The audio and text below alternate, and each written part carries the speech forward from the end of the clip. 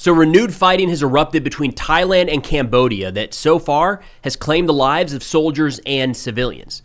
Now, both sides are blaming each other for initiating this round of violence, with the Thai Prime Minister saying there will be no negotiations and that strikes will continue until their sovereignty is no longer under threat. Now, this is a developing situation, so here's what we know so far and what to watch for going forward. Starting with some reporting from the Associated Press, where they say Thailand launched airstrikes along a disputed border with Cambodia on Monday, as both sides accused the other of breaking a ceasefire that halted fighting earlier this year. In fact, the Kuala Lumpur peace agreement was signed just at the end of October, so we're talking 5-6 weeks ago. This ceasefire was codified, already appears to be falling apart. They say the Thai army said more than 50,000 people have left areas near the border for shelters, while Cambodia's information minister said that tens of thousands of residents had been displaced from several villages near the border. Now, both sides are blaming each other. Thailand saying Cambodia initiated the attacks, Cambodia saying Thailand initiated these attacks.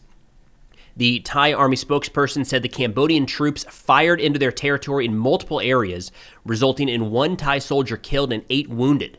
They say Thailand then used aircraft, specifically F-16s, to carry out strikes inside of Cambodian territory, they say to suppress Cambodian military forces. The Thai army said that artillery rounds had landed inside of Thai territory, but no civilian casualties were reported so far. Now, the Kuala Lumpur peace accords were signed back on October 26th, so not all that long ago. That is the most recent ceasefire agreement reached between these two sides. As a bit of a background here, once that went into effect, Thailand already briefly suspended the implementation in late October, so just a couple days after the signing, as they alleged that Cambodia had placed landmines in some of the disputed territory, allegations that Cambodia denied. Then on November 10th, Thailand fully suspended this accord, citing ongoing provocations, and since then we have seen sporadic clashes along the border that seems to have kind of peaked overnight. In turning to some official statements from both Thailand and Cambodia, starting with the Thai statements here, their foreign minister said that they will continue military action against Cambodia until their sovereignty and territorial integrity are no longer under threat. They added that the latest border clashes, which erupted yesterday, reflect what Thailand describes as Cambodia's repeated tactics of initiating violence and later denying responsibility, including continuing provocations such as the alleged planting of landmines. The Thai Prime Minister said that there will be no negotiations with Cambodia after this round of clashes, declaring the past agreements effectively void. He said Thailand will continue to respond militarily until their sovereignty is no longer under threat, adding, quote, Thailand has never wished for violence, but will never tolerate a violation of its sovereignty. Cambodia must comply to our conditions in order to stop the fight. He ruled out talks or mediation, including from President Trump, calling it a bilateral matter and insisting that previous peace declarations are now invalid. Turning to the Cambodian statement, starting with their prime minister, who said, quote, I ask all ministries, institutions, authorities at all levels, all types of armed forces, and all Cambodian citizens to unite for the cause of the nation and the homeland during this difficult period.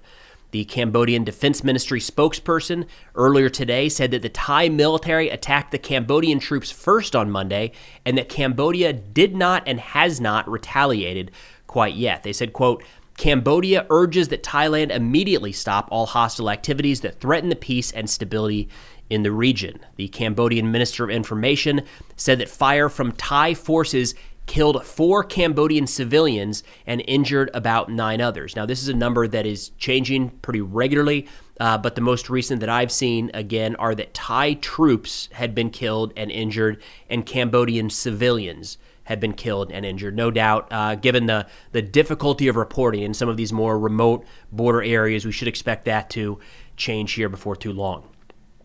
Now, we have a bit of a detailed rundown here from the Cambodian Ministry of Defense in a press release earlier today where they outlined all of the different means that they say they have been attacked with by the Thai military. They said the attacks began the morning of December 8th at 5:04 a.m. in multiple areas. They talk about regular attacks with small arms fire. They added machine guns, and then it turned to mortars, talking about tanks being utilized, 155 millimeter artillery. At a couple different points, they talk about toxic gas being fired into civilian villages. Not sure on the details on that one. We hopefully get more information before too long. They add that Thailand has been using F-16 fighters to carry out strikes inside of Cambodian territory, as well as 12.7 millimeter guns and tanks used to ram into Cambodian territory and infrastructure.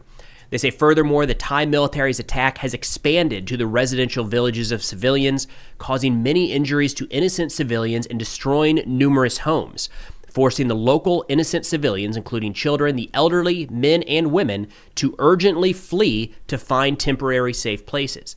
They say throughout the entire course of the attacks, the Cambodian forces did not retaliate at all, as our forces remain strictly committed to respecting and implementing the terms of the ceasefire agreement. So again, pretty murky right now. And this is very similar to the last heavy round of fighting a few months ago, where I'm not sure we ever really dialed in what really started it. There was a lot of allegations that kind of went back and back and back and back, and all we really got to was that the fighting had erupted. Eventually, a ceasefire was brought about. Now, in terms of what to watch for going forward, there's a couple key things to keep an eye on here. First, there are already rumors that Thailand has conducted ground incursions into Cambodian territory, waiting on confirmation there. But if that does happen and is confirmed, you would expect a stronger Cambodian response. Speaking of Cambodian response, pretty muted right now, not seeing much at all. There were allegations of BM-21 Grad rocket fire being launched from Cambodia into Thailand. Not sure that's been confirmed, but that would be an aspect of the escalation here. It would be surprising if, from what we're seeing, is a lot of firepower being used by Thailand. And in this fight, no doubt, Thailand has the upper hand in terms of military capabilities. It would be surprising if Cambodia does not respond at all. So we got to keep an eye there, especially as these Thai attacks are continuing, even along the border against military sites. The last one here is in terms of where this goes moving forward. The most likely scenario here is really a rather fast, regionally negotiated ceasefire in the next week, maybe 2 weeks. The next most likely after that is that we see longer term, low-level skirmishes along this border area. But that fighting, very similar to what we've seen over the course of the last 12 to 18 hours here. Skirmishes that do cost the lives of soldiers and civilians. We will see casualties. We will see tens, maybe upwards of 100,000 people displaced in total across that border region, but likely to stop short of full-scale war. Of course, a lot of that depends on where this goes here in the next day or two. So we'll do our best to keep a focus on it and let y'all know how this plays out. But that's all we got for now. Thanks for watching. We'll see y'all next time.